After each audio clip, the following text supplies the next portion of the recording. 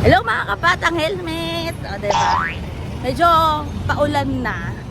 At ito nga, sabi ko nga sa inyo, araw-arawin natin. Pero may nag-comment kasi na dalas-dalasan na nga daw natin.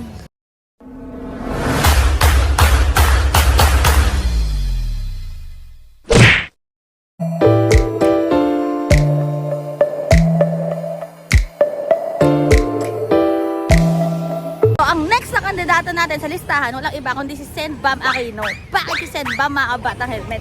Unang-una, yung universal access in terms of tertiary education, yung talaga napawawa ko doon mga kabatang helmet. Yung mga libreng edukasyon, yung mga scholar, okay na okay yon. Plus, yung go negosyo, o diba mga kabatang helmet, and yung mga SME, yung small micro entrepreneur, kasama din yan kay Senbam. Bakit nga si Senbam? Hindi dahil Aquino siya mga kabatang helmet, pero kasi diba ang Aquino ay Aquino. And alam naman natin na super grabe ang ginawa ng Aquino para sa bansang Pilipinas. Pero meron din pong nagawa mismo si Senbam na talagang nakatulong, lalo na para sa mga kabataang Pilipino. Pwede rin po kayo mag-check sa internet about naman sa mga naipasang batas ni Senbam. Kaya hindi talaga mawawala sa listahan natin si Senbam Aquino.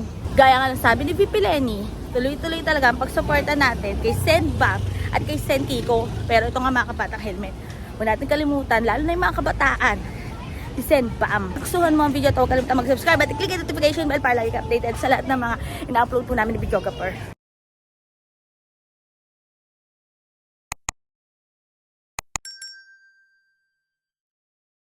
Abangan nyo pa mga kabatang helmet yung mga susunod nating mga kandidato na nasa listahan talaga natin na iboboto natin.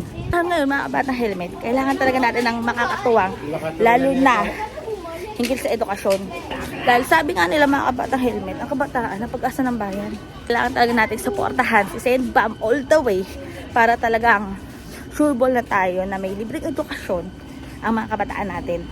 Comment down below mga kabatang helmet kung ano masasabi nyo about dito. And sabi ko kami sa boy, nag-helmet din ang book nyo. Keeps getting better every day. God bless ever. Bye! Comment down below nyo rin dito mga kabatang helmet kasi sino yung mga kandidato nyo. Fire!